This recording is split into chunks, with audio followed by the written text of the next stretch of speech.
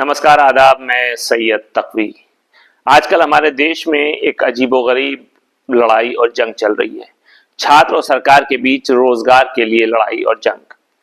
ये लड़ाई वैसी ही है जैसे किसी को एक मुट्ठी भर चांद चाहिए और किसी को बस कुछ लाइनें और कुछ पंक्तियां चाहिए।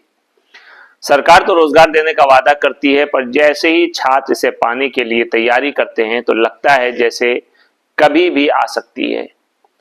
क्या चीज? भर्ती। कभी भी आ सकती है सूचना। सरकार भी जैसे कह रही हो कि रोजगार आएगा, लेकिन तुम्हारे लिए नहीं, मेरे पास तो ज्वाइनिंग लेटर है, और वो भी अगले चुनाव के बाद। सारी उम्मीदें लगाकर छात्र तैयारी करते हैं, किताबों के साथ रिश्ता बना लेते हैं, जैसे किताबें खुद भी अपने सवालों के साथ मजाक करती हैं कि तुमने मुझे याद कर लिया तो क्या हुआ, हम भी कभी सही सही जवाब देंगे। फिर पेपर आता है और लगता है जैसे पेपर से या पेपर देने से ज्यादा पेपर का डर बड़ा होता है। फिर होता है वो शानदार मोमेंट जब इस इम्तिहान का नतीजा आता है। 90% आ गया पर 1 नंबर कम, भैया आप क्या करें, यही किस्मत है। लेकिन सरकारी आंकड़े तो कुछ और ही कहते हैं। हमने तो 1 लाख नौकरियां दी थी, फिर भी सारे छात्र क्यों सड़कों पर हैं। यही वो मजेदार पल होता है जब बेरोजगारी का दायरा इतना बढ़ चुका होता है कि लगता है जैसे सरकार भी रोजगार देने के बजाय छात्रों के साथ खो खो खेल रही हो। वहीं सोशल मीडिया पर सरकार की ओर से पोस्ट आती है कि हमने तो युवा शक्ति को एक नई दिशा दी, और छात्र टॉप पर वही हंसी रोकने वाली पोस्ट डालते हैं। ईश्वर का, खुदा का धन्यवाद, अब तो दिशा मिली, पर दिशा क्या है ये हमें अभी नहीं मालूम है। फिर एक और दिलचस्प किस्सा आता है कि जब सरकार इंटर्नशिप के नाम पर छात्रों को लो केसेस जॉब देने की बात करती है। छात्र ये सोचते हैं कि कभी तो हमें ड्रीम जॉब मिल जाएगी, लेकिन क्या करें, सरकार कहती है हमने तो तुम्हें ड्रीम जॉब का सपना दिखाया, अब तुमसे सवाल करना बहुत ज्यादा जरूरी है। इन सब के बावजूद छात्रों का जज्बा कभी खत्म नहीं होता। वो न सिर्फ परीक्षा से डरते हैं, बल्कि वे हर उस सरकारी वेबसाइट से डरते हैं जो आवेदन जमा करने के लिए अंतिम तारीख पर अजनबी से सवाल पूछती है कि क्या तुमने अप्लाई किया, आवेदन किया? नहीं तो अब अगले साल तक इंतजार करो। और फिर आखिर में ये लड़ाई छात्रों और सरकारों के बीच कोई एक नतीजा नहीं निकाल पाती। लेकिन एक बात तो पक्की है, अभी तक न सरकार ने हार मानी और न छात्रों ने उम्मीद छोड़ी है। रोजगार के मामले में सरकार और छात्र दोनों ही संघर्ष क्यों कर रहे हैं? छात्र रोजगार की तलाश में है और सरकार अपनी नीति को लागू करने की कोशिश कर रही है। लेकिन जो सबसे मजेदार बात है वो ये कि न छात्र हार मान रहे हैं न सरकार।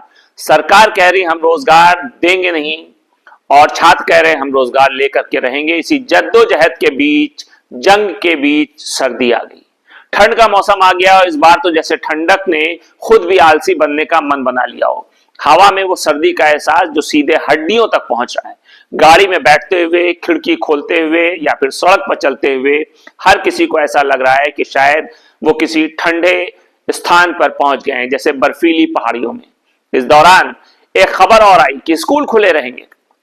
अब जब ठंड इस तरह से सर्दी का बर्फीला जादू चला रही हो तो स्कूल खुलने की ये जो घोषणा है, स्कूल खुलने का ऐलान, किसी चुनौती से कम नहीं लग रही।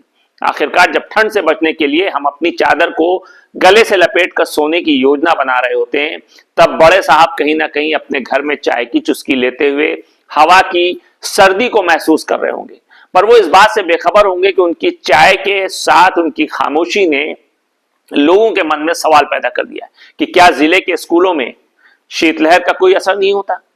किसी ने सही कहा है कि ठंडक से बड़ा दुश्मन कोई नहीं होता, लेकिन बड़े साहब तो जैसे ठंड से भी ऊपर उठकर एकदम शाही ठंडक में लुढ़कते हुए अपनी चाय के साथ सब देख रहे हैं। बच्चे जो हैं वो कंबल में लिपटे हुए स्कूल जाने की ख्वाहिश लिए हुए अपने हाथ पैरों को सर्दियों से बचाने की कोशिश कर रहे हैं। उन्हें लगता है जैसे स्कूल की घंटी बजते ही कोई गर्म हवा का झोंका उन्हें अपनी गर्मी दे देगा, मगर न घंटी बजती है और न गर्मी, वही सर्दी वही ठंडक। जिम्मेदार ऑफिसर्स का खामोश रहना एक संजीवनी बूटी की तरह है। वो जानबूझकर चुप है, क्योंकि अगर वो बोलेंगे तो बात बिगड़ जाएगी। उनका मानना है कि सर्दी तो वैसे ही हमारे जीवन का हिस्सा है, तो स्कूल क्यों बंद किए जाएं? क्या ठंडक के मौसम में बच्चों को ताजगी के साथ पढ़ाई नहीं करनी चाहिए? यानी उन्होंने सर्दी को अलविदा कर दिया, अलविदा सर्दी।